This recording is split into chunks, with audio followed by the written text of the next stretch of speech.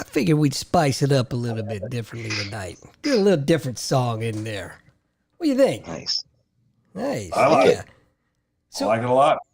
we got wow, we got two on location gentlemen visiting us tonight.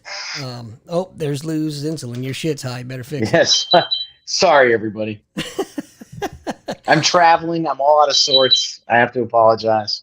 Yes, yes, you do. I mean, it's okay. We understand. So Where you at? since you're in the hotel, why don't you tell us where you're at? Yeah.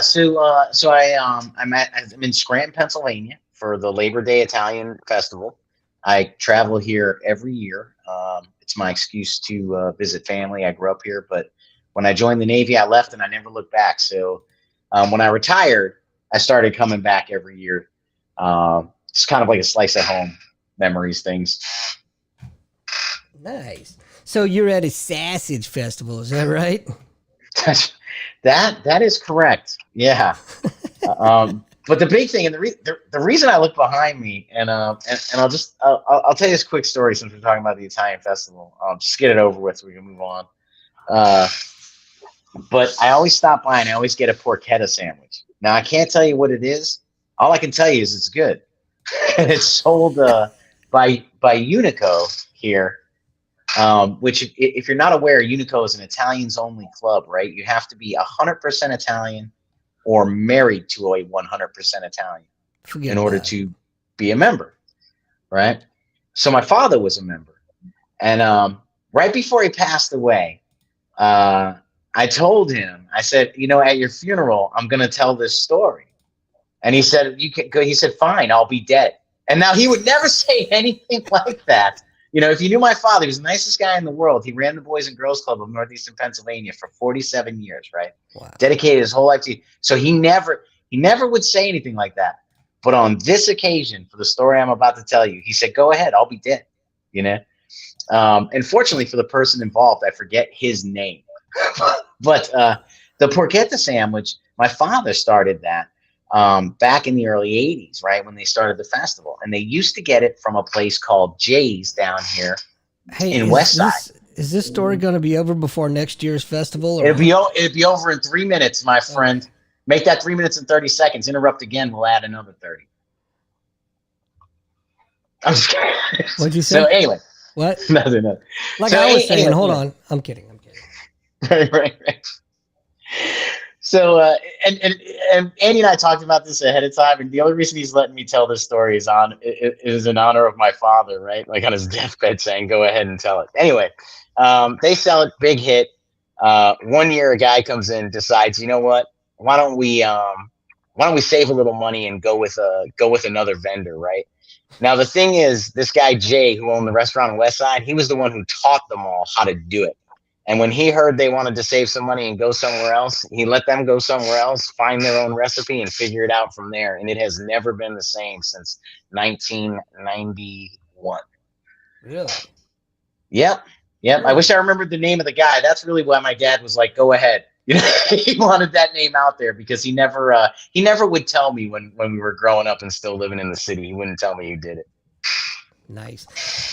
Wow. I feel like that was just a show in and of itself. That was a long way to get to. There's some good food down there if anybody's in the area. Good God, man. I mean, thanks, Lou. We really appreciate that. But now I can finally introduce the guy whose beard literally got grayer sitting here listening to that story. I dyed it. I'm going to confess, I dyed it. No, it got grayer during that story, man. Yeah. I'll have to dye it again then. Yeah. Anyway, ladies and gentlemen, I would like to introduce to you former Missouri State Representative Bryan Spenser, my friend, and more importantly than your previous title, my friend, Bryan Spenser. Yeah, we are friends. Indeed, until sir. after the show, and then you'll just kick me to the curb like you always do. Well, that's kind of my MO. It's what I do. Well, thanks for having me on. Thank you very much.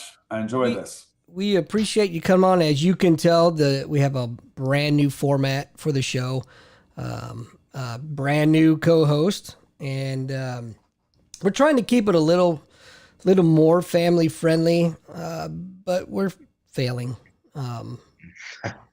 I've already slipped a couple times tonight, but we're working on it and we're getting better. We're getting better. But there's one thing in particular with you being a stellar politician that you are that I want to cover with you. But before I get there, what's that? I'm a recovering politician. Yeah, Right. don't interrupt again. Listen, first I want to give you the opportunity to kind of introduce yourself to the folks that may not know, because we have folks listening, at least the ones that pay, outside of Missouri. So please, sir, floor is yours. Well, how far back do you want me to go? I can go back from my childhood living on a farm in Rolla, Missouri. Let's not pull a Lou. Yeah. So I am a teacher by trade. I've taught for 32 years. I am the current Florida Teacher of the Year in the Mars Smart program. Yeah, I'm very proud of that because I only taught in Missouri for one of the 32 years. The rest of them I taught in Missouri for 31 years.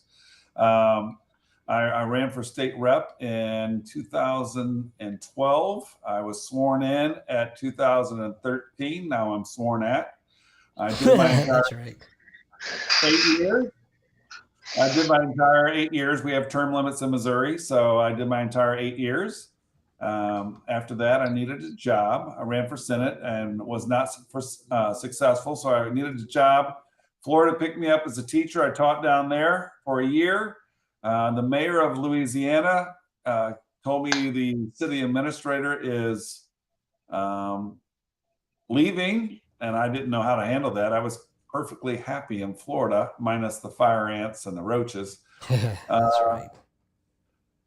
And I said, okay. And then he asked for my resume and then offered me a job up here. And he's like, what is it going to take to get you out of Florida back to Missouri? And here I am. That's what I just wanted to clarify, Louisiana, Missouri, in case folks get a little bit confused. Yeah, right. Because when you first told me, I was like, what? That makes sense. You're going to... I'm in Missouri. I'm not a real... Mississippi River. I'm not a real smart guy though. So, it took me a minute or 10.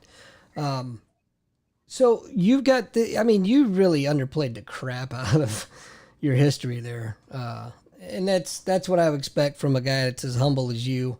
But you've done some good things for the state. And the reason why I want you to come on in particular is because I know Lou's going to have some questions for you specifically. Because do you want to explain why you're going to have some questions, Lou, or are we not talking about that yet?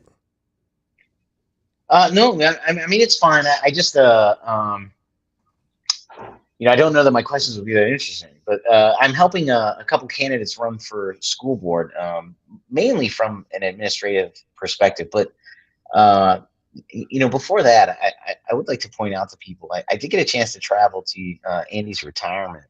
And I think that was towards the end of the pandemic, wasn't it, Andy? It was right before. Right. It was right before the end because there were still mandates and everything going on. Right. And Bryan, I'll tell you, it was great. Traveling from Pennsylvania to Missouri, Pennsylvania, hook, line, and sinker, right? We bought into it, and down here you were killing grandma. I land in Missouri and I go to Andy's house and I stop at a gas station, and right there, big bold letters, you're responsible for your own health. Do it or don't. Yeah. That was awesome. Thank you. Things are a little bit different here. Maybe not so much in the city itself, but once you get out around our area, yeah, it's a little bit different. But that was a great question. I think it was a question. I'm not really sure. Well, no, I mean, I just wanted to comment on, how it's just, you get further out Midwest, and I think it's just a different population, a different group of people, a different set of values.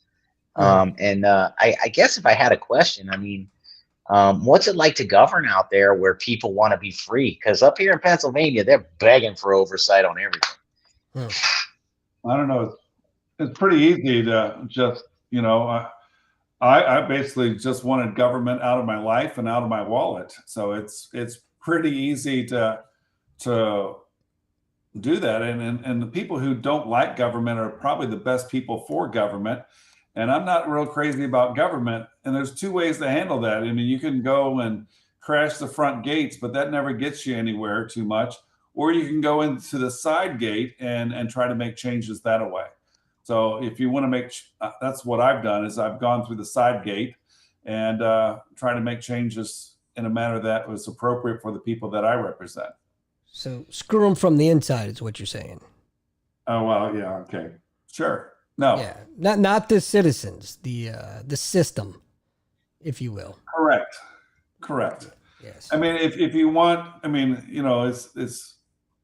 it's government is for the people by the people. So if you plan on representing the people, then you need to be one among them, and two, you need to share their voice. And the best way to do that is find people that are running that are not necessarily running for their own interests, but they're running for the interest for the big picture. Mm-hmm. I mean, Yeah, I got after a vote, a lobbyist came up to me and said, if you continue to vote this way, we'll help you out with some things on your agenda. And I'm like, I don't have an agenda. I mean, what agenda am I supposed to have? I mean, I'm just trying to reflect the voice of what I think the people want. And, the way I did that is one, I was at every event possible in my district, whether it's a Cub Scout crossing over to a Boy Scout or a Pinewood Derby event, to a church ice cream social, to going to all the fairs and festivals and showing up to HOA meetings uninvited. You just go there just to listen to what the people have to say. My phone number was on everything that I put out, my personal cell phone number. My colleagues thought I was crazy for that, but the people, for the most part, didn't abuse it. I did get that drunk call at 2 a.m. sorry. It wasn't you. Oh, this time. Asking for a ride home, but that was so rare that it was not a big deal. Yeah, and I can personally attest that Bryan when he says he was at all these places. I'm telling you, I don't know where you got the energy, my man. That was. If there was a blank spot on my calendar, I was looking to fill it up. And it would not be uncommon that I would go to 10, 12 events a day. Yeah. But, I even did things like, I would send out a survey and people would write really small in pencil after they filled it out in black ink, see me, and I'll show up at their doorstep. Or I would walk doors during non-campaign season time just to say, hey, do you have any concerns? I'm here for you. So, I mean, there's a big difference between actually being a public servant and being a politician. It's kind of like going to the gym where you see this guy is working out for his health and this guy's on roids. I mean, you can Right. tell the difference pretty easily. I think Hey, you were the. Bryan. Oh, I think you were the true definition of a grassroots campaign politician. And I use the term politician loosely, but he was on the streets, man. He The was lobbyists doing it. hated me. The lobbyists absolutely. I wasn't for sale. And they got to the point where they wouldn't even bother coming by my office because I wasn't for sale. I That's was more funny. interested in the constituents and regular people coming in, even if they didn't like my voting record. I mean, I had people on the opposite parties like, you don't stand for anything that I believe in, but you have a conversation with me and you let me know how you're thinking. And so I'm going to support you because I see how much effort you put into it. Lou, did you have a question? I did. Thank you. So I had an opportunity to read George Stephanopoulos' book, and he was talking about when they got to the White House, and you have these dreams of what you're going to do, what you campaigned on, all this stuff. And he said, and then they get there, and it took 2 weeks to figure out how to use the phones. Like these small things that put the brakes on. And then what he said that I thought was interesting was he said the first 3 months, and he talked about in his book, the first 3 months Clinton was in the office, he would walk in regularly with Clinton cursing. because those first 3 months, everybody was coming in, senators, congressmen, everyone saying, "Hey, I'm your swing vote. I have the real power here." And he said that was in the president's office. So the reason I bring that up is not for anything like deep or sordid, but when you got there, is there anything that you can think of, whether it's funny or serious, that you were like, "Whoa, I had no idea that was like that"? Well, actually, I was one of the few freshmen, because normally freshmen don't pass anything. Usually it's the first term is you're finding out where the bathroom is and where the committee hearing rooms are. Your second term, you got the system and you're testing it out. Your second term is your third term is your most effective. And the fourth term, you're a lame duck because we have term limits that nobody cares about you. So you just make noise. That makes sense. And I was luckily my first term, my first year, I passed 8 bills because I knew the inner workings already, and I knew how to go through. And after I passed 8 bills, the Speaker of the House called me into his office. Was like, "You had a really successful year. What did you do?" And so I told him what I did. Big mistake. And my next year, that was all shut down. Oh boy. Because they like to have control over what crosses the finish line. And I just bypass some things like committee meetings and just throw amendments on at the end. And it's like, "Oh, you did that, or you figured that out quick, didn't you?" I'm like, "Yep, I sure did." I just have my bill and I watch what other bills are and find that it's related to the same chapter. And as soon as I find a connection that I can make it germane, I just attached it on and let it ride. Yeah, that sounds exactly, what you say is exactly what Ted Cruz wrote in his book, his first book about being a freshman senator. You're not allowed to speak. You're not supposed to bring bills. And because he did, they punished him by leaving him in the freshman offices an additional year. And if you'd like to read that book for only $19.99, go ahead and click the link. Oh, wait, sorry. I thought but people are tired. But I think that's what people get sick of, and that's what the appeal of candidates and congressmen like Bryan are to the population is. I don't care about parliamentary procedure. I don't. And if guys like Bryan are going to be in there and they're going to drive the will of the voting district, I mean, that's the candidates that I think we need in the future to drive forward. I think the Mitch McConnell age of, all that parliamentary, people are tired of that. People are tired of that. Well, that brings up a great segue, great point with Mitch McConnell. He had his second episode of either potential seizures, TIAs, or whatever. But I don't know if you guys saw that. It really concerns me with the age of our aging politicians, if you will. But and then it brings up a great thought: should we have term limits? Should we have age limits? I don't know. What are your thoughts, Bryan? Well, in Missouri, we have age limits for teachers and judges. Teachers and judges are not allowed to reach the age of 70.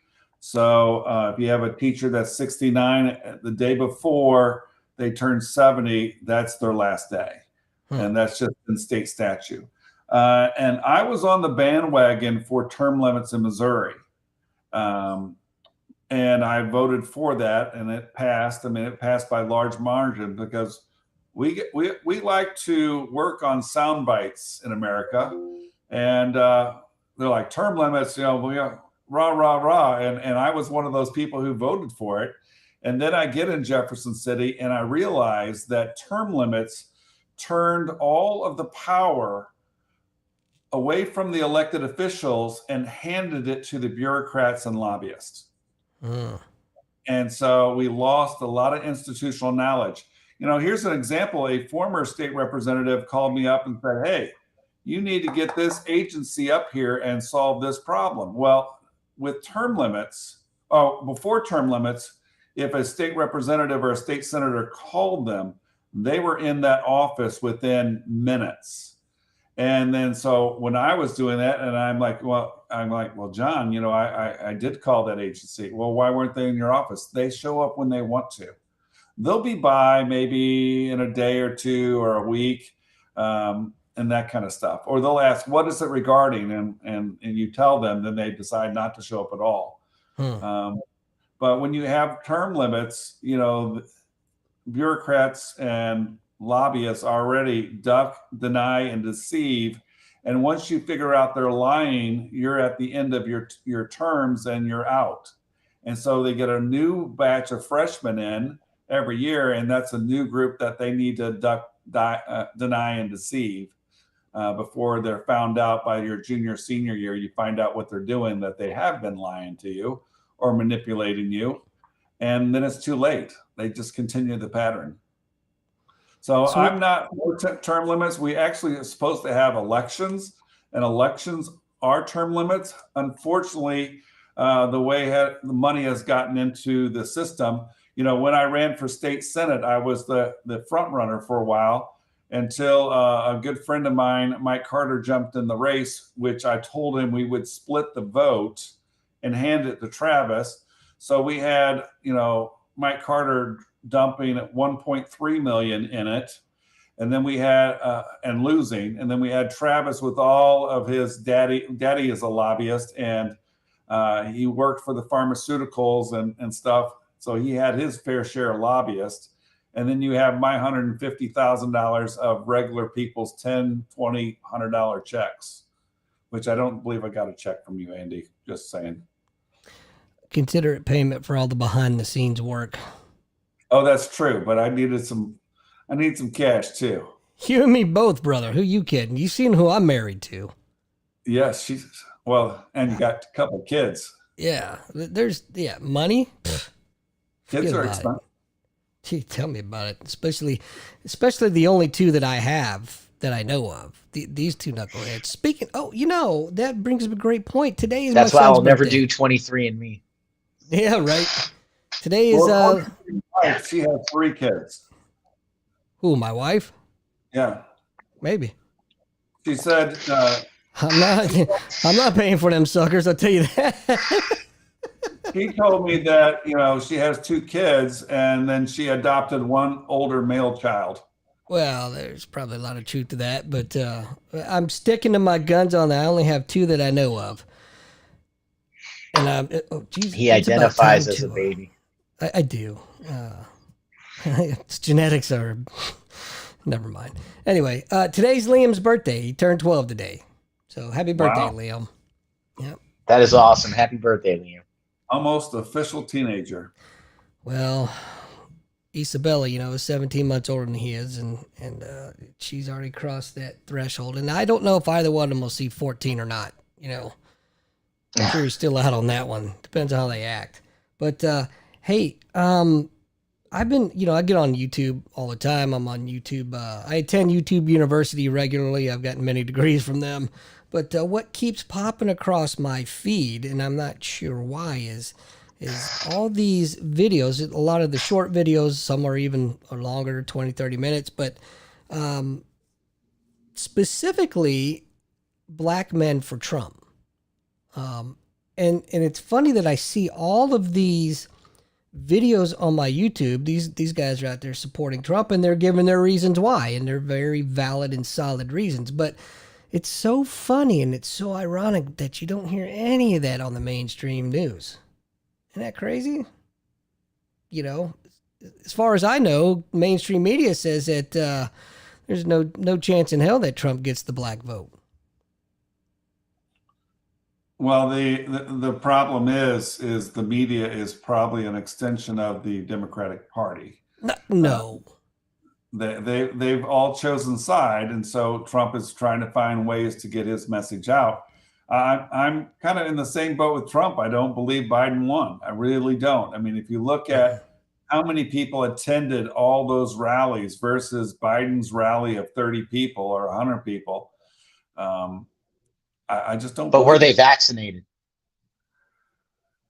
I have no idea. Doesn't it sound ridiculous when you say it out loud? It sounds ridiculous. But 2 years ago, just to remind the population, because they're talking about it again, 2 years ago, that I'm was the glad you said conversation that. piece. I'm glad you Well, I said that mean, we already have because areas that are starting to vaccinate again. So, yes, it's election season, of course. yeah. Don't pay attention to what's going on over here. Look at this right here. I had somebody. I'll tell you guys. I had somebody the other day talking about how a tree fell on their barn, like their little shed barn where the grass, and they were talking about how bad it was. And I told them, I was like, man, I know what you're saying. I was giving a speech the other day, and my house was struck by lightning, and I almost lost my ¡57 Chevy and cat. And he like looked And at me, cat. and I was like, yeah, it sounds dumb, doesn't it? Wow. It's when you say it out loud, it sounds worse, doesn't it? That guy's got to go, man. I can't believe people sit here and say he's restored honor to the U.S. Where? Right, and the economy's doing so great. Yeah. I got six I- grandchildren, right? And they're all doing well. Wait, 7. Wait, no, 5. Well, you know what they say. Cocaine. You know, But I do. I started repeating this guy's lines back to people, and they look at me. But go ahead, Brian. I'm sorry. You know, it's funny that, before Obama left office, he said it would be great to have a third term whenever he could sit in his basement and just have a front man. And I really do believe he was telling the truth then, because I think that's what we got now. And the Democrat Party and his handlers fear the moment that he goes off script. Oh God, yes. Every morning. So, Brian, I don't know if you. This is a great way to talk about it right here. Are you familiar with the radio station that's been started up in St. Louis about 2 years ago? News Talk STL. Is that 94.1? Yes. Or is that 93.3? No, it's the 94.1, I believe, and the 101.9. Okay. Yes, I'm familiar. I've been on it a few times. Excellent. Well, I've got a spot that you need to jump on there again, but we'll talk about that in a minute. Anyway, I listen to Vic and Ken in the mornings, most mornings, and it's funny that the numerous, and it's a different clip every time, but the numerous clips of Biden just stumbling all over his words, and if it wasn't so sad, it would be hilarious. Yeah, it would be. Now, 93.3, the Real Talk, Real American Talk, they're looking for a patriotic host right now. Kelly Brazel has stepped down, and they're looking for someone to fill her spot. So you might want to reach out. Well, yeah, because when I was in a pool, I learned about little kids rubbing my legs, and I'd be great for the radio because. Well, I'll have to get with you offline and get that info. But a buddy of mine named Todd Showalter, he does a show on Saturday evenings at 5 p.m. on News Talk STL, and it's The Right Mind with Todd Showalter, and he's very interested in getting you as a guest. He's a very nice guy. Yeah. I would be happy to come on. Just let me know. Well, the great part is he'll ask you a question. You might get about 2-3 seconds to answer it, and then he'll take over and he'll finish talking for the rest of the day. So you don't have to talk much. Oh, well, I'll have to fight my way in there. It's amazing how some communities, they feel like if they over talk you, they've won. Not necessarily if they have the right information. If they just over talk you, then you won. I mean, the niceties of you talk, then I talk, the normal conversation, that's out the window. No, he doesn't do it on purpose. He just gets on a roll and he goes. But he'll catch himself and he'll give you the opportunity to speak. He's a hell of a nice guy, man. He's super funny. He's actually a political cartoonist in his real job. But what you see and what you hear on the radio is exactly what you're gonna see and hear in real life. And Lou knows that firsthand. He's just a funny dude. But so we'll make that happen. I'll get in touch with him. We'll make it happen. And yeah, that sounds exciting. Lou and I've talked often about this radio thing, man. Well, good. I think you'd be good at it. But if I could though, Brian, I do want to go back to an excellent point you bring up more and more, and I think this is a product of technology. And I happen to, in the course of helping with this campaign, run into a lady who lectures on parenting in the age of technology. Um, but yeah, more and more I find when I'm talking to people, particularly, two generations down, guys in their 20s, gals in their 20s, they're not listening. They're waiting to speak. Mhm.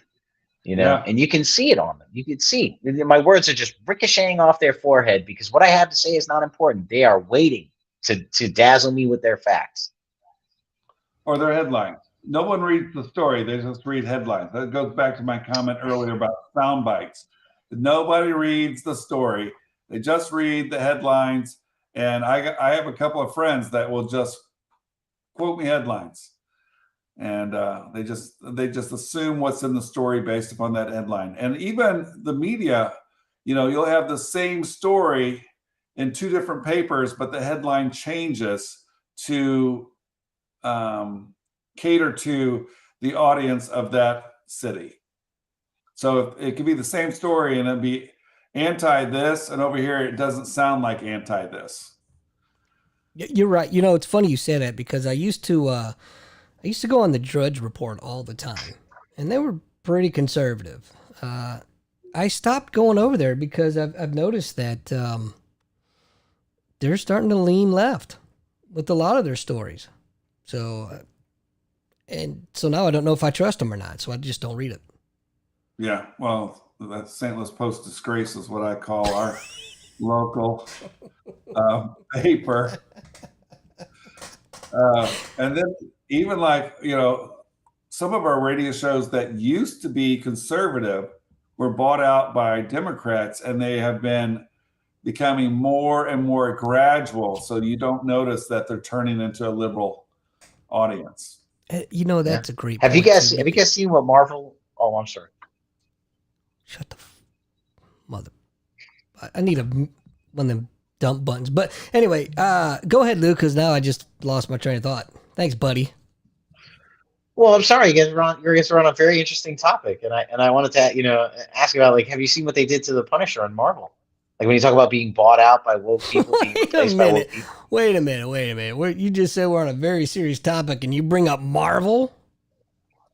Yeah, well, they because the artists had to go get crowdfunded. What they did to the Punisher, they Oh, geez. So the whole story of the Punisher was the everyman who family killed, Vietnam vet, and was just going out waxing mob types, right? Mob and cartels. Right. Okay, so apparently, according to Marvel, over the last 3 years, he represents a problematic fan base. So they brought his wife back from the dead to condemn him, like over issues, like and then had the Avengers do an intervention, and then they killed him to get rid of the conservative fan base. For to get rid of the conservative fan base of the masculinity? Punisher. Yeah. Yes, exactly. They said they brought his wife back from the dead to divorce him and say she didn't approve of anything he did. Like they basically wrecked the character to get rid of the fan base, and it was a woke move. So they started their own comic called American Patriot that I was able to help crowdfund. It's actually pretty good. They said if the Punisher were alive today, he'd be on the border, and that's what it is. Punisher on the border. Is that an actual man, or is it one of those Ken doll looking things? Oh, the new one. The new one's pretty nice. Okay, because we've lost masculinity. Yes, nowadays. yes, and that's why they went and made. They had to get crowdfunded. Because men are not allowed to be men anymore. They are in this house. As a matter of fact, it's required. Mm-hmm. So, sorry, Bryan can't come over anymore. But wait a minute. That's terrible. What what I love about talking with Bryan is that when I see him when he's working, right? All these people are, they're like serious with him, and it's so like it's almost an uptight conversation with a lot of folks, right? So I have to make sure that I take it upon myself to ensure that Bryan is down to earth by just messing with him as often as I can. Keep him humble. That's what I say. Yeah, that's why I go sit in a corner, rock, and sing nursery rhymes half the time after I leave your house. Well, you got to do what you got to do, man. I didn't know you could. It's always a good time. I didn't know. Never mind. I'm not even going down that friggin' road at all. But so, wow, dude, I can't believe you're back, and I don't know how much you want to talk about, or how much you can talk about what your current job, what you're doing. I can talk about everything. So now I'm on the other side of the coin. I'm not an elected official. I am a bureaucrat. Oh boy. I'm working as a city administrator for the city of Louisiana. And so I'm in charge of the police department, the fire department, the water waste facility, the water treatment facility, all the streets, the parks. I mean, you name it, I'm in charge of it. And all 12 of those employees love you. No, Just kidding. no, I wish there was only 12. I'm sure you do. I'm sure you do. That's a lot, sir. That is a lot. Yeah, and this, I mean, the office manager for the waterworks, it's like, why are you still here? I'm like, have you not seen what happened? The circus that I was running today in my office. I can't get anything done because I'm too busy solving problems everywhere, and I don't have time for that. I don't have time to do my actual work. That's why I'm still here. I think it's public knowledge what you were telling me about the police chief. Is that Yeah, public knowledge? the former police chief. So they were, I guess they were running a drug ring up here, and the police chief was the head drug ring leader. And I mean, this is just my interpretation of it. I mean, the court case is going on right now. Anyway, he had an individual OD in his house, and he was charged with second-degree murder. And there was 4 officers that were released because they were trying to cover it up or were part of the issue. I don't know. There's investigations of other people, like the person I took their spot, that they were involved. And so there's still investigations going on. So I'm here and I'm cleaning it up. And the problem is, I'm probably the most hated man in this town because I don't care who you're related to. I don't care what special favors you have gotten. I'm going to treat everybody the same. And this is what it says. And I can't tell you how many, it's like the library board, great group of people. I went and asked for their checkbook. We're going to have a state audit, which I'm excited that they're coming to do a complete forensic audit of our books, so I can have a clear red line where I start and the other people left. But I asked for their checkbook, and I asked for a copy of their bylaws, and I'm going through it, and they'll say, well, that's not the way we do things around here. And I'm like, well, this is the law, this is the ordinance, this is your bylaw, this is what we're doing. Well, we don't do it that way. It doesn't matter. This is the law, this is the ordinance, this is the bylaws, this is how we're going to do it. And it's like a circle conversation because they'll reply with, but we don't do it that way. It's like a non-ending circle, and they're having to do things differently, the correct way, and they don't like it.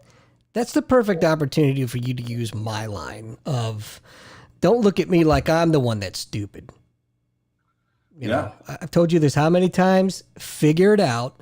This is how we're doing it from now on. I really don't care how you did it in the past. If you like your job, you're going to do it my way. We've cleaned house here. I mean, completely. I mean, it started before I got here. We got a brand new mayor, brand new council members, new city clerk, new treasurer, new office manager, new police chief. I'm new. And we're rebuilding everything from the ground up. The bad thing is, before all this happened, the old regime cleared everything out. And so I have to rebuild files. And someone's like, well, I have a contract with the city. And I'm like, do you have a copy of that contract? Because I would like to. Yeah, not today. Wow. That's crazy, So man. I have empty files here, and I have to recreate everything. We've become so backwards, since I've been getting involved in that school board thing. I'll just wrap this up real quick because I know I see one more. But they were bragging one day about feeding like 6,000 kids breakfast, and as I was talking to one of the administrators afterwards, I was like, I don't think that's the hot take you think it is, man. I mean, you're telling me that there's over 2,000, we'll say multiple kids in a family, there's over 2,000 families that can't get their children breakfast. Well, What are you doing to prevent that? What are you doing in the school to, but the problem is the government basically wants to do a couple of things. One, they don't think you're smart enough to take care of yourself, so they want to take care of you. I attended one of the committee hearings. Mm-hmm. We have a school district or a school in St. Louis area that does everything. So they can bring their laundry to school, and the school will do their laundry. The parents drop them off. They have breakfast. They have lunch. After work, the parent can show up, and they'll have homework time with the parent, and they'll watch TV. They have a dental office at the school. They have a doctor's office in the school. And so everything is done. And so they leave around 10 o'clock to go home, and they sleep, and then the process starts again. They have laundry machines, the whole bit. Everything is there for that person. The other thing that the government thinks that you're not smart enough to take care of you, so we're going to take care of you for you, is they want to take care of people's bad decisions, that there's no consequences. So that's an issue. So we're just going to forgive everything. And the people who do abide by the laws are the ones that are now the criminals. And the people who are the criminals are now the law. I mean, it's like an upside down world. And probably that's why they got the title Strange Things. And then I don't feel like I should have to pay for someone else's bad decisions. And finally, we are working very hard to make people comfortable. If you're not, I've seen you two sitting there, and if you get uncomfortable in your chair, you adjust yourself so that you are comfortable. And, we've made people get too comfortable with whatever they're doing. I mean, so, the programs and the entitlement programs. So what is the purpose of having, no one wants to get better because they've been content in the government surplus and entitlement programs. So, there was a state rep that was villainized because she said hunger makes, people better because it makes them work harder. And there might be some truth of that. I mean, Indians would not eat before they go into battle because they wanted to be hungry for the win. Well, Bryan, Go ahead. Andy? Go ahead, Lou. Because I'm about to cut you off. Go ahead. Oh no, okay. Well, I was gonna say, what I started to get results with when talking to people, because I wasn't getting anything with the general approach, so I just started playing the tape to the end. And so when I talk to school people, and they want to talk more, when I tell them, well, really, if you were to give a top 10 list of heroes, you wouldn't be anywhere near it because we parent in my house. So when my child comes home with nonsense, we immediately wash that away. And when she comes home with good stuff, we immediately reinforce it. So you won't find a teacher in the top 10 list of people in my child's hero list because we parent. I'm sorry, but whatever you do, you can do whatever you want. I'm only helping these candidates because I have nothing to do all day. And when I tell them I parent, that hurts them. You could see it stings that they're being undermined at home, but I let them know, and same thing with a lot of these other concepts that are coming along. If you want to trans your kid, go ahead.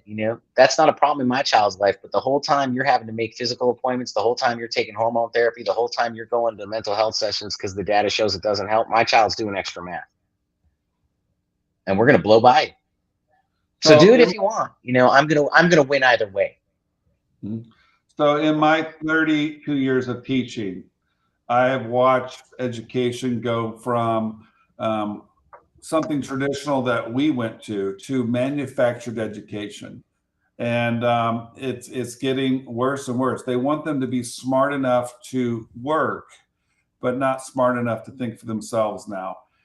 When you have school district that makes 40% a D, and anything below that is incomplete, and it's like, even at my school, the lowest grade I could give is a 50, and I'm like, well, this kid, I only seen him 4 times this whole quarter. He has like a 12%, and I still had to raise him up to a 50. Jesus. Florida, in order to get rid of the woke and cancel society and Common Core and that kind of stuff, they have changed to a strictly manufactured education. I mean, they're doing some good things in education, like the superintendent is elected and not appointed or hired. And so it's not like in the St. Louis area where a superintendent is getting $500,000 payment package, $500,000 to be the superintendent, which is happening in St. Louis. They're actually elected and they have to fight for that job. But when I came into St. Louis, in Florida, I'd log in and I'd print off my script. And that's what I would read. They say, put this on the board, cover these topics, show this 4 minute and 58 second video. And, so there was really no teaching for me. It was a facilitator. And I would go off script, and they have an evaluation system, 1, 2, 3, 4. If you follow the script, you get a 3. But I would go off script a lot. And that's how I got Florida Teacher of the Year. And I'd get all these innovatives over here. So I got a lot of 4s for being innovative. But over here, for following the scripts, I'd get 1s and 2s. So that's how my evaluation here. At least in Missouri, we have teachers that are actually putting forth the craft of teaching. The problem is we have these rogue teachers that want to pass on their political ideology. And that's an issue. So Florida got rid of that by having the manufactured education, but at the same time, you lose the craft and the skill and the connectiveness of a teacher and a student. So and you make lazy teachers. Well, you're not a teacher, you're a facilitator. Concur. Yeah, totally. But with AI, they may get rid of teachers altogether. It's listed under the dying careers. And right now they can't get enough teachers because they're trying to wash them out. What a shame. And there is no standards for teachers. They made it too high to become a teacher, and then now they're making it too low and taking anybody off the street to teach. And then you have and Troops to Teachers, I'll tell you, is the worst program I've ever looked at. Like, I looked into Troops to Teachers, for converting my military experience to teachers, and it was a program that was set up for political points. It got their points, and now everybody's forgotten about it. Most states don't even know. It took me 3 weeks to find the administrator in Pennsylvania to get the answer that I don't qualify because my degree isn't in math or engineering. Well, nowadays, you don't even need that. All you need is the high school diploma for some grades. In Florida and some other states that have a shortage of elementary teachers, all you need is a high school diploma. Damn. It makes you really want to consider homeschooling, Well, homeschooling and private schools are up. And so what's left at the public school is everything left over. But the thing in Florida is they have open enrollment, and in Missouri we don't have that. They have the vouchers in Florida. We don't have that in Missouri. The thing about the voucher system and open enrollment, it allows parents to be the ultimate decision maker. So you can sign your kid up for this school, and if it doesn't work out, you can, at the semester, you can change them to another school, providing that you provide the transportation for them. So that's good. I mean, here in Missouri, if you talk about open enrollment, it's Armageddon. They think it's going to kill public school education, and that hasn't happened in other states.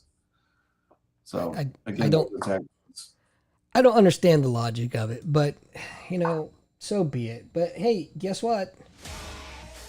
It's that time of the show.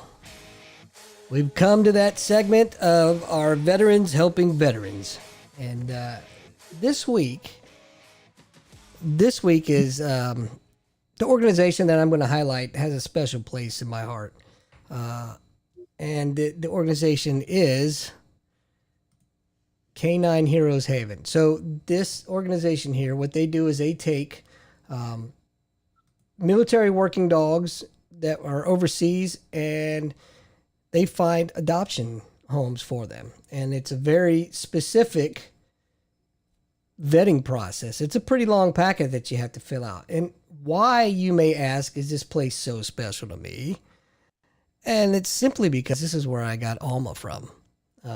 So those of you that know, I have a service dog, a wonderful Belgian Malinois who did 6 years in Iraq and as a bomb detection dog, and now she helps me out with my craziness. But yeah, check them out, Canine Heroes Haven. They're super easy to find on the web. They do a wonderful, wonderful job of finding homes for these animals. And let's face it, these animals are true American heroes, and these animals have done more for this country than 99% of Americans, I would say. There are exclusions, of course, but these dogs put their lives on the line, just like the military and our first responders do. And it's impossible to tell how many lives they've saved, but I guarantee it's in the hundreds, if not thousands. So check them out, Canine Heroes Haven.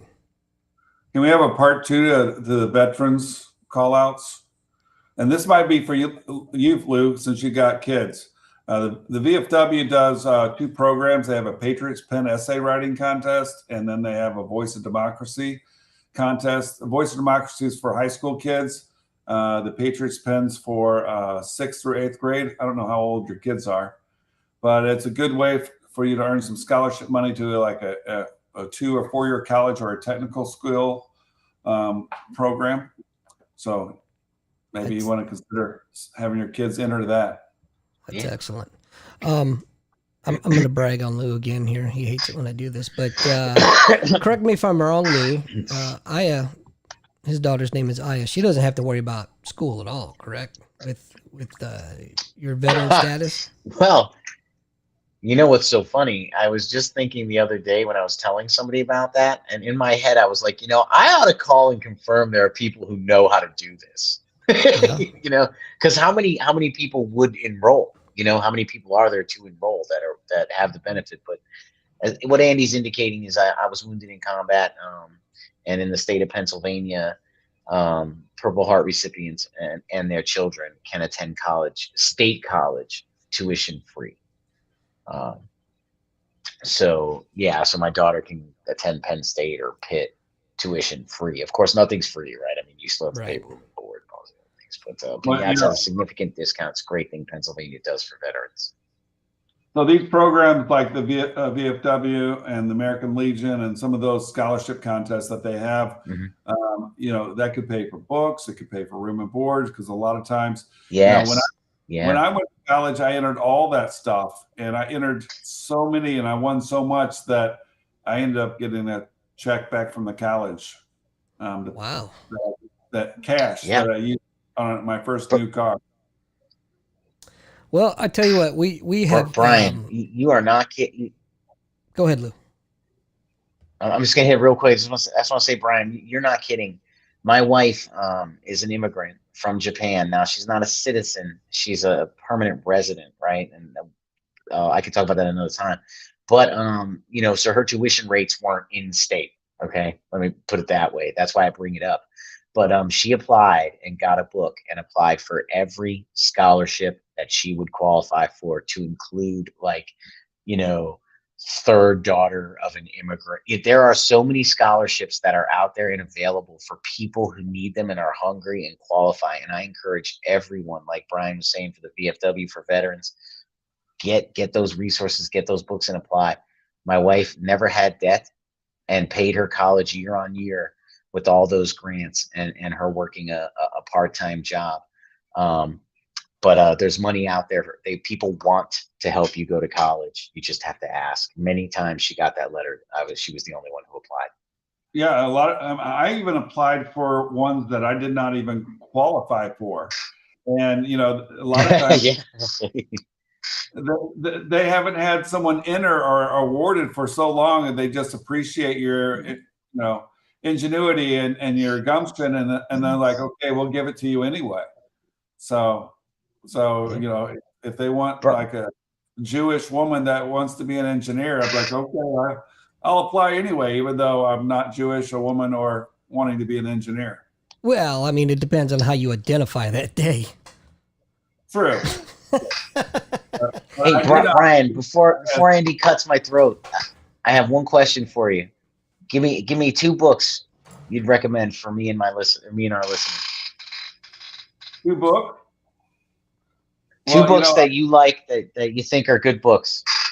Well, I did read Andy's book. I thought that was a decent book. I liked The it. Adler Compound. Thank you. I'm sir. on it now. Yeah, but as far as my favorite books, I like A Day No Pigs Will Die. That is a book about not doing what you want to do, but doing what you have to do. It's a young adult novel. I think it's appropriate for 8th grade and above. It's about growing up and being an adult is doing what you have to do, not necessarily what you want to do. Yeah. And then I like it. I use it in my classroom all the time. Is Animal Farm. I mean, I think that's a solid book. Solid book. I mean, it's a classic. Both of them are classic. Relevant. Right. And that, again, that's appropriate for someone who's an 8th grade or higher. So well, you got my reading level then. From. Yeah. Yeah, that's very true. My reading level is covered. Anyway, Bryan, if somebody wants to find you, contact you, have questions, or just wants to say hello, first off, are you willing to give that information out? And if you are, how can they do that? Well, you know, first of all, I would love for everyone to come to Louisiana, Missouri. You can find me at the City Hall. I'm here all the time. I'm here right now. This is like a 12-hour day for me.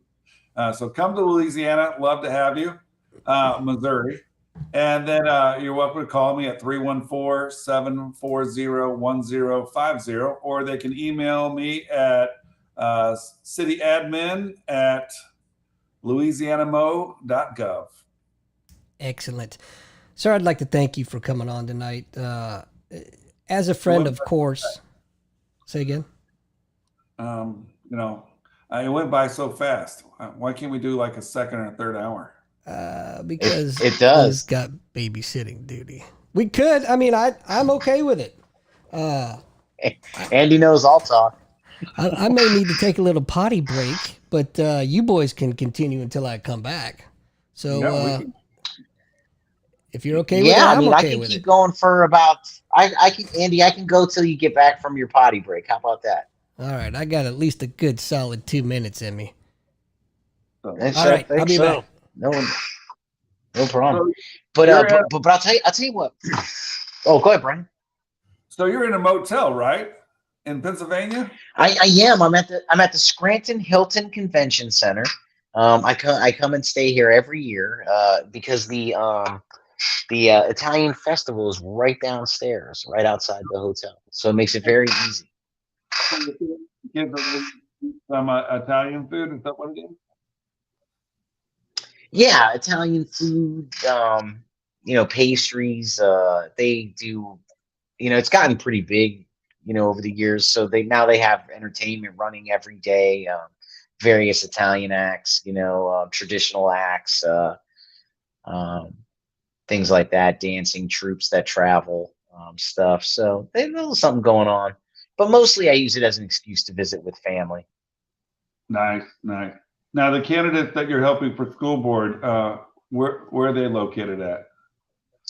So I'm helping 3 candidates for school board. They're in the Pine Richland School District, zones 1, 2, and 3. Here's the funny thing. That is about all the local geography I know. And I'm in charge of drawing the walk lists and handing them out to volunteers who's offered to knock on doors. So every phone call of mine starts with, "Please forgive me," as we spend time finding what is near you, because I have no idea. Wow. So you do have the walk list of all the voters, and it tells you everything that you need to know. as far as So we use Campaign Sidekick, if you've heard of that software, and then I also have access to the GOP data center. okay. So I use Walkpad, and Okay. I knew who was in the house that were voters, how often they voted. I would take notes. So like if I knocked on your door the first time and your dog's named Chloe, I would type that in there. Every little thing at their house. Yes. If they got a Marine flag, they're in the Marines. If they got a Yeah. Mary Catholic, they're Catholic. And Yep. people tell on themselves all the time. And So it's funny. It's funny you say that. They were just interviewing this woman who worked for the Russian secret police, wrote a book, and I can't remember her name, and I have to go find the interview because it was very recent.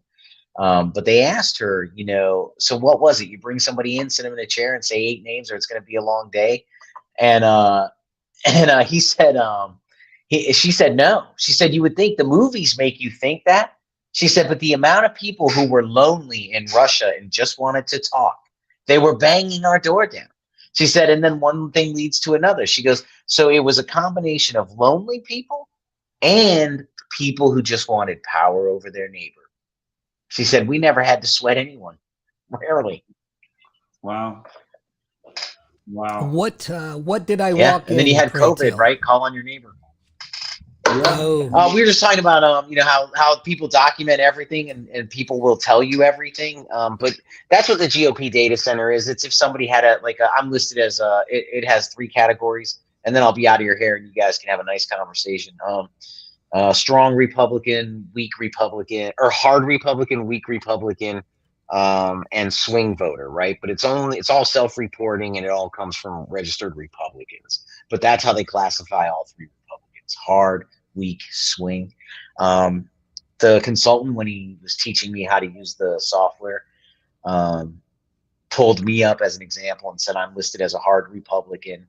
One of the candidates visited my home. I don't want to say his name, but he visited my home and he put notes in there. Trump supporter, hates Pelosi. Something else. And the consultant, what was the funniest part though, was the consultant's looking at it and he's like, yeah, see here, you were visited by so-and-so. He says, Trump supporter, hates Pelosi. He's like, yeah, you have the markers if you want to run in 4 years for school board. I mean, that's usually how it goes. You help them in 4 years you run. I mean, we'll give you money. And then he goes right back to the screen. like it's nothing. Everyday stuff. Yeah. Like you got the marker, you hate Pelosi, you like Trump. Yeah, that's all you need. All right, guys. Hey, it was wonderful talking to you. Bryan, thank you so much. Thank you for the work and the leadership. Like I said, visiting Louisiana was visiting Missouri. I have not been to Louisiana, Missouri. But visiting Missouri was a breath of fresh air to see, patriots and people just living their life and living the American dream. And thank you for that. I hope you guys have a great rest of the night and a great conversation. Nice to meet you, Lou.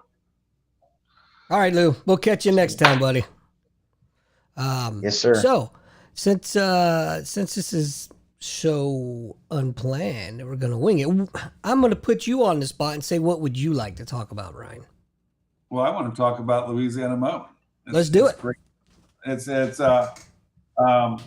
talked a little bit about the turmoil that we've had in Louisiana, and the good thing is after everything blows up and then you come in, it's nice to rebuild a city and start to see people being neighbors again, people participating. I'm out recruiting investors to invest in the city again. I mean, we got a Dairy Queen and a Hardee's, but no McDonald's. We have no McDonald's here. We got a grocery store, bowling alley, a hospital, and I'm trying to bring in some factory works because everyone here seems to drive an hour away to St. Louis to work, which we don't pay very much up here, but they're willing to take a $3-4 an hour cut in order not to do that 2-hour drive every day, an hour there and an hour back. So we have a pretty good workforce here. It's just that I need to bring some jobs in so they will stay home. And I'm working on a couple of factories. One down by you, there's a big beef packing plant that's scheduled to come in Forestville, Missouri. And okay. we got a company that's looking to come here, and they're going to take the renderings from that cow and turn it into puppy treats and beef protein meal for animal feed. So your dog food and that kind of stuff. And then you've all seen the videos of the Asian carp, right? Oh, yes. Those jumping, flying fish that's all over the Mississippi River.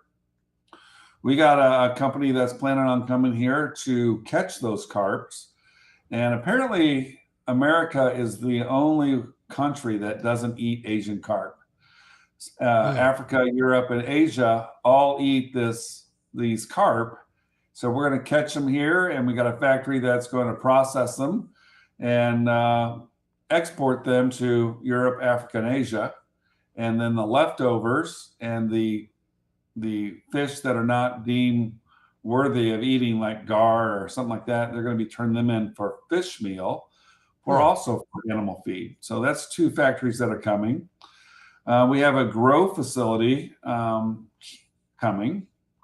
We have a paranormal banquet museum walking tours combination looking at coming. So, I mean, things are starting to happen here on the jobs market. And then I don't know if you come here, you'll be able to see these big Victorian style homes. And so we have people that are renovating them and creating housing. That's happening. And I'm attracting restaurants as well. So if you have an investment idea, come on up. Come on up. I'm going to come see you regardless, just because. But yeah, I think it's fascinating. Not only are you pulling this city out of the fire, but you are rebuilding and growing. And you're doing more for the citizens than they've probably had done for them in the last 40, 50 years, I'd say. Well, when I first got here, I think it was day 4, I had a constituent said, "You just got here. I'd hate to run you out of town already." And I'm like, well, if you do, that's perfectly fine with me. I'll go back to Florida. It was pretty nice down there. But now they're starting to see things happening. We're doing some little things that are fun. Like we have a farmer's market that meets on Wednesday. So that's on Wednesday. And then on Thursday, we have River Rendezvous, which is like a vendor's fair. And people are welcome to come set up their tents and sell whatever they made or are selling. So that's on Thursday. We're working to get to put together a food truck Friday or Food Friday. So we're working on putting that together. And with the farmers market, we're even doing some side gigs. Like we have the Pike County Iron Chef. And that's where I put the police chief versus the fire chief. They get $30 a piece. They go up to the farmer's market and they buy whatever they're selling that day. And they have to create a dish. And I bring in a guest judge. And it's something small, but sure, it's fun. It's fun. Baby steps, right? Right. Right. So on Monday, we're going to have it's called Flow Sam. And it should be coming down to St. Charles your way. It's a free river circus. That's all I know about it. It's gotten great reviews. It started up in Minnesota on the Mississippi, and it's floating its way down, and it's going to be here Monday on September 4th. A river circus. Hey, can we keep that on the down low? I left that freak show a while ago. I really don't want them knowing where I'm at. I'm not. This is like not your normal circus, and if you look at it, it looks like almost like the old gypsies on the river. That's what I'm talking about. Yeah. So that's exciting. But we're doing those type of things to keep the people active and involved. And next year we're planning on having carnivals on the riverfront. So have the carnival rides and stuff. We're going to call it the Spring Fling. And we just got done. On October 21st, we got Color Fest, which is the changing of the leaves. And I'm doing Painting with the Stars here, where I have 9 local celebrities all painting for their charities. Very cool. So that's nice. We have Miss Missouri Outdoors coming. And how old is your daughter? 13. 13. So she would qualify for the teen category. That's a Missouri tourism pageant, which, the sportswear competition is going to be held during the parade route. So I think that's kind of interesting. Look, man, I don't have a problem going back to jail. Yeah. I don't need anybody looking at my daughter that way. Well, it's a good way. It's a nice resume builder. It's a Missouri tourism title pageant.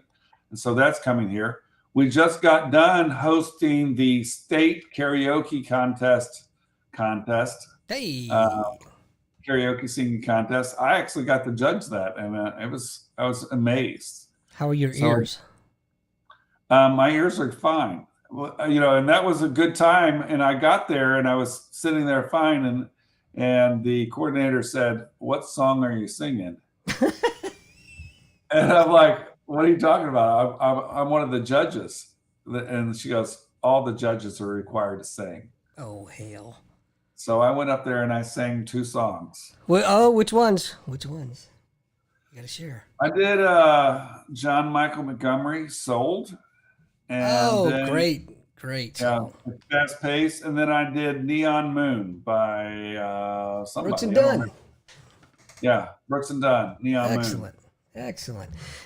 With these awesome opportunities you're telling me about, I can't help but to wonder, do you guys have like an entertainment venue? We do not.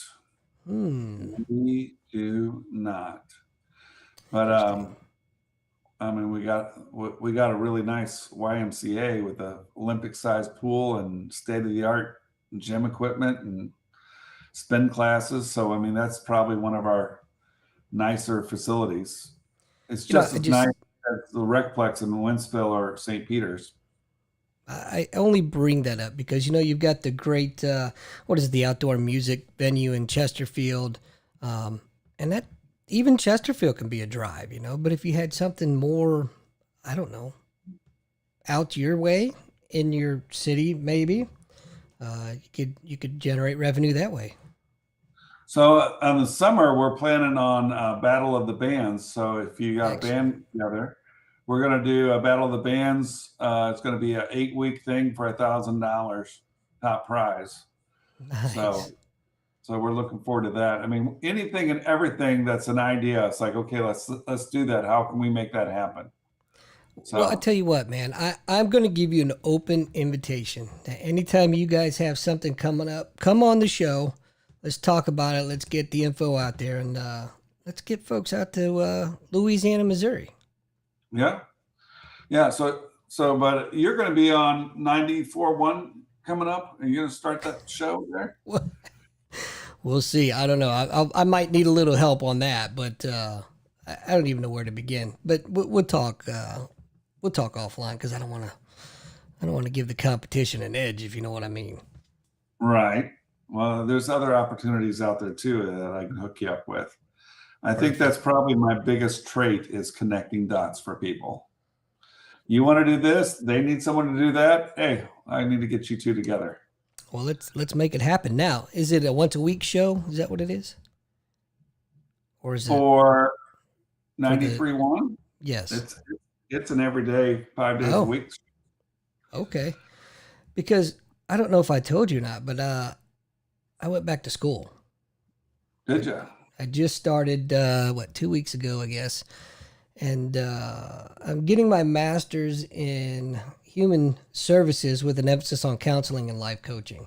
So, but with that being said, I'm not going to work. I'm getting that because, I'm heavily involved with the Wounded Warrior Umpire Academy. Right. And you're doing lots of baseball games, aren't you? Yeah, I sure did this year. You won't be doing that many. It's softball season in Missouri. It is, and I don't do softball. Don't enjoy it. Have no desire. want nothing to do with it. But my goal is with this degree is, again, I'm not going to work, but I just wanted it to put more tools in the toolbox, if you will, so that I can help the veterans with this program, because I am a firm believer, I 100% believe that peer-to-peer counseling in a lot of ways can be just as effective, if not more effective, than the traditional route of a counselor / client. So that's my goal with the program. Right. But the nice Well, thing is, I'm sorry to cut you off. I bring that up because if I were to get lucky enough to fall into this gig, it's all online schooling, so I'm good to go either way. right.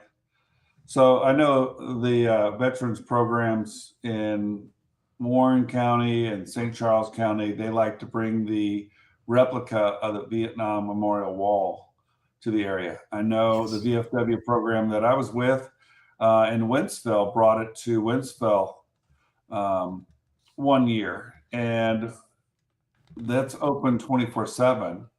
And it's amazing how you have veterans who are struggling, or veterans who are trying to find closures, that would show up at 2, 3 in the morning just to be there, to pray, to cry, um, and would need comfort. And so you getting that degree would probably do a great service for those guys. I tell you what, I'd be willing to do. I'd be willing to go out there and throw up a tent and stay out there and just be there for people that know that need it. And you know what? I'm getting this particular degree, but I do have pretty extensive history experience in the mental health arena. This is just one more tool, and I'd be more than honored to go out there. So if you hear of it coming back, please let me know, because as a 100% disabled veteran myself, I get what these guys are going through, and that's what makes the peer-to-peer counseling so effective. Yeah.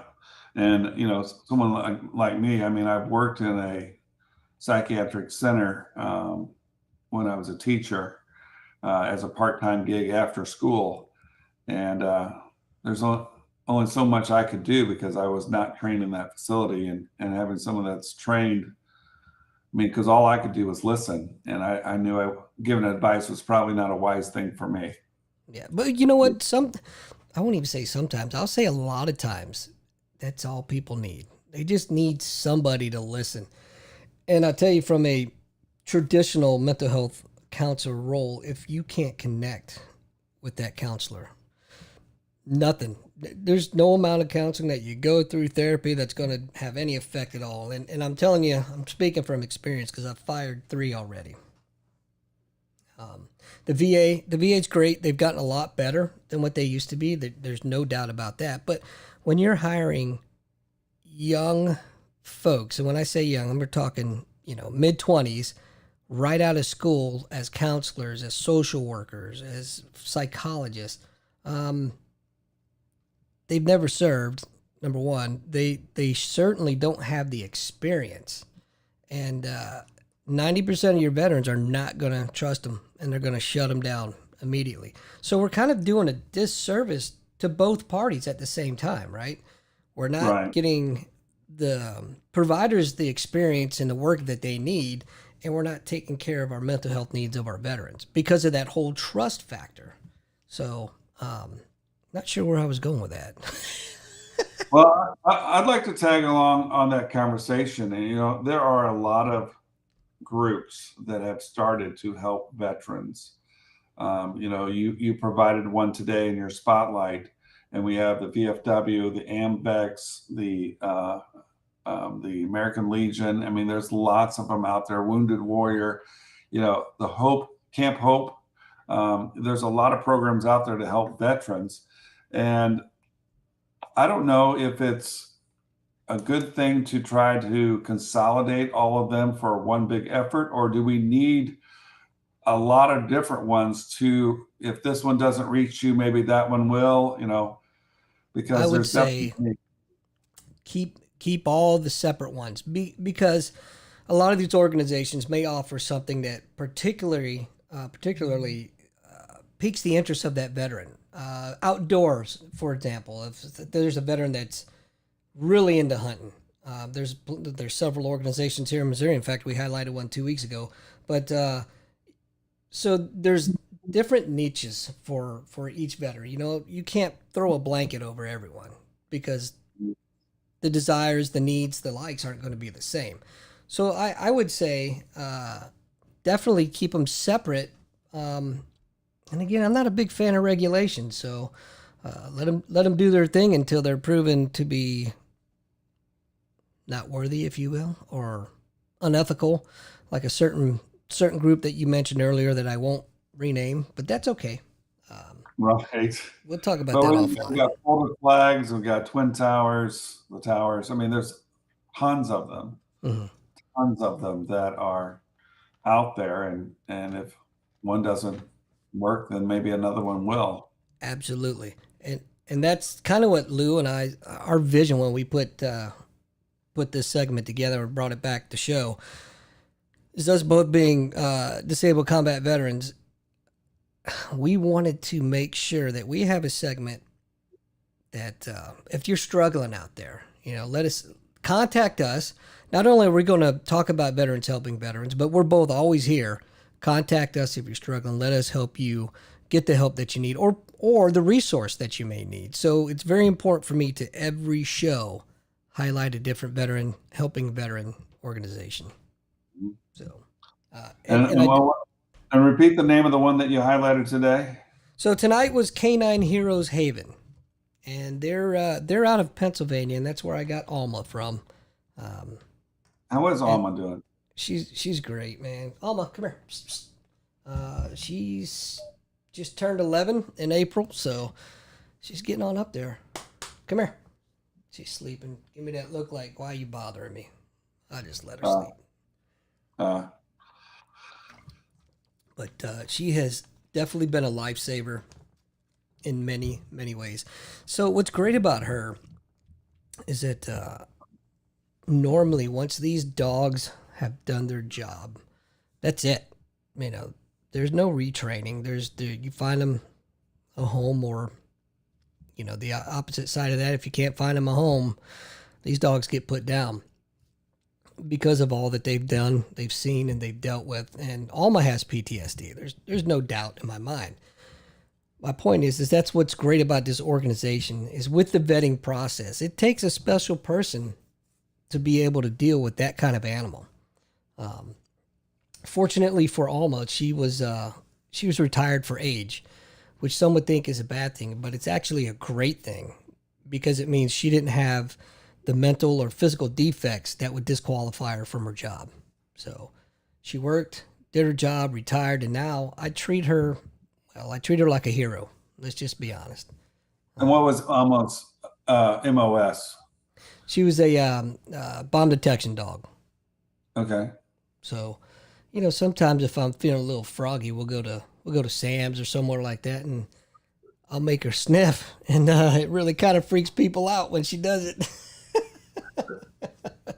But it's all for my entertainment. But yeah, well, maybe you should take her to a school or something like that. Well, yeah, I'd be more than happy to. She's not a therapy dog. And she, like I said, she does suffer from PTSD. So loud noises, thunder, lightning, she goes ape shit over. 4th of July, fireworks. Oh yeah. I have to, the vet literally gave me a prescription for Xanax for her alone. And, she's taken, well, when I was on Xanax back in the day, she's taken a larger dose than I am. And that dog's only 45 pounds and it doesn't knock her out, man. When it's thundering or fireworks or, you know, we go hunting or camping, you know, the shooting, oh my God, I feel so bad for her. And sometimes the only thing I can do is bring her down into my office here in this studio and I just lay and I hold her. Sometimes it works, sometimes it doesn't, but eventually she calms down. Right. So do you have to hide the pill in a slice of cheese or a hot dog or something in order to? I just throw it down her throat. Oh, Here, so take my this. dog, even if I'd hide it in a slice of cheese or a hot dog, they're very good of separating the hot dog or the cheese from the pill and then spitting the pill out. I learned a long time ago. You throw it down their throat, hold their muzzle shut, you blow in their nose, which kind of forces them to swallow, and good to go. Yeah, yeah. But Wow. but she's a wonderful dog, and I have to highlight this is every year when I go back to Wounded Warrior Umpire Academy, I'm comfortable enough that I could leave her here because of those are my brothers, and I've known them for several years now, and I'm okay with it. But I bring her anyway because I've seen how she has helped so many people at these camps that we do, both veterans and civilians. She just has this knack that she knows when you're anxious, and she will go to you and she'll paw at you, make you pet her, and I'm telling you, 2 minutes later after petting her, you can't help but to feel better. So now your camps, where are those at? So, we break them up every couple years. The last 2 years we've been in Carlisle, Pennsylvania. And this coming June, we are going back to Carlisle because it's going to be our 10-year anniversary for the organization. And Carlisle, the folks at Carlisle, I got to mention their names, Joel and Amy Culver. They run and manage the Keystone Fieldhouse, both the fields. They've got a great outdoor 4-field complex. And they also manage the indoor batting cages and whatnot. And they have been, to say that they've been supportive just doesn't do it justice. Anything that we need, anything that we want, they're there to help us out. The great example is this past year, we didn't pay for meals. They donated not every, but, out of the 10 days that were there, at least 8, they donated our dinners to us. So they had different communities. Was that steak and lobster? It wasn't steak and lobster, but let me tell you what, there was some, I think we had Chipotle one night. Let's see, of course there was pizza the first night, but that's just because everybody's getting together. We had some pasta from a local pasta place there. It was amazing. They really took care of us. And then during the lunches were mainly sandwiches. We like to call them in the military bag nasties. Throw a bag, get a bag, you throw a sandwich and some chips and maybe a piece of fruit and go on your way. But the sandwiches weren't like what we got in the military. These were delicious, man. Just like, holy smokes, these guys went all out. But so 3 years ago, 2.5 years ago, we were in Charleston, South Carolina. A couple years before that, we were in Colorado. Next year, like I said, we're going back to Carlisle. The year after that, we're not sure. We'll have to have the board meeting and hash all that out after the camp. But if you would like to donate to this organization, Wounded Warrior Umpire Academy, you can go to www.woundedwarriorua.org. And every little bit helps. When I say this is a nonprofit organization, the founders, Greg and Melanie, they take only enough money to pay for the administration of the program. Everything else goes to the veteran. And when I say everything, flight, hotel accommodation, meals, plus $1,500 of brand spanking new umpire gear donated by umpattire.com. So wow, that's these amazing. guys are taken care of well. And the main mission is, we use baseball as an excuse or a conduit, if you will, to get to the true matter of heart, and that's helping our veterans heal, letting them know that they're not alone, letting them know that we're here to help them assimilate back into the civilian society, and giving them a purpose and a means to provide money for themselves. Because depending on when you're at, umpiring can be pretty lucrative. Yeah. Now, how many baseball fields are they training people on? Well, it depends on the camp or the location, if you will. So I think we had 22 students this year, and we were on four different fields at the complex. So we broke them down into groups, obviously, and it's more than sufficient to be able to run the camp. And then on the days that it would rain, we'd have them inside into the batting cages, the drilling area. They had this huge area. It was kind of like basically like an infield indoors. So we were able to get folks out, run some drills, and do that. But those guys are amazing, man. Joel and Amy, we've become very close, really good friends through the last 2 years. So, big shout out to those guys. Nice, very nice. Well, we got 3 fields here, so if you want a mini camp in Louisiana, Missouri,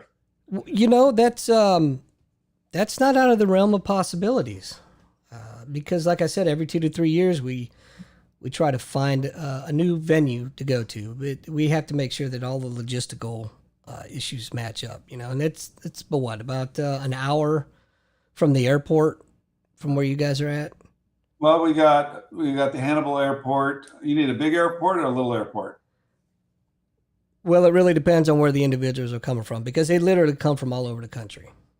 So, Quincy, Illinois is not that far. Hannibal's not that far. Those are smaller airports, but then again, St. Louis Airport's like an hour away. Yeah. So it's not that far. Well, right now, the problem we ran into the last 2 years is that the closest airport was Baltimore for where we're at in Carlisle, and that's a 2-hour damn drive one way. So it's Well, 1 hour from St. Louis. Well, I just so happen to be a board member, and when we start talking about that again, I will bring that up.